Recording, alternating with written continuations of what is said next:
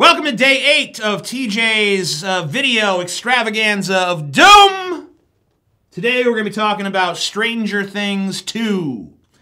Now I really liked the first season of Stranger Things, and I don't want it to come across like I didn't like the second season, because I thought the second season was pretty good too. But I do have some fucking critiques of the second season of Stranger Things. You see, Stranger Things, the first season, it harkened back to a lot of 80s nostalgia. It feels very much like an 80s horror movie or an 80s sci-fi movie, and it does a lot of callback to that. It's set in the 80s, they play cool 80s music, all that stuff. Stranger Things 2 was also tapping into nostalgia, and it also did the 80s nostalgia, but more prominent even than the 80s nostalgia was this weird nostalgia for season 1.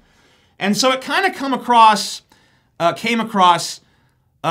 a lot of sequels do, especially sequels made back in the 80s and 90s, as just a rehash of what you've already seen before. Like, this was from the early 90s, but Home Alone and Home Alone 2.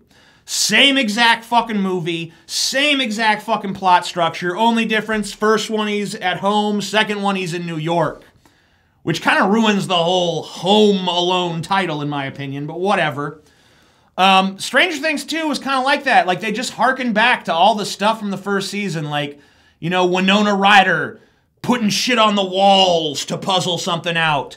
Oh, you like the Demogorgon? Well, now there's a bunch of little Demogorgons that are dogs.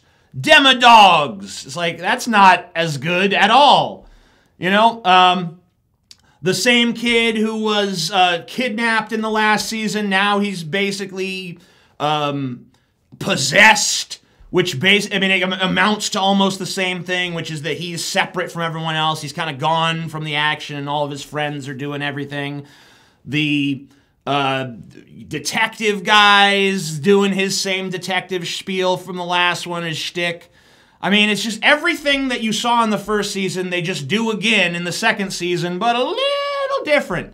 Just minor little tweaks, and it's like, man, when you see that first season and you see the creative stuff they did, you really expected more from those guys. Like, come up with a totally original and different story to tell. Use the same characters, sure, but do something different with them. And they just didn't do that.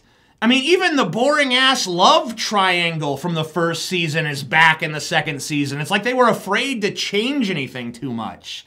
And as a result, it just kind of ballless, just kind of listless. It just kind of lingers around 60 to 70% as good as the first season.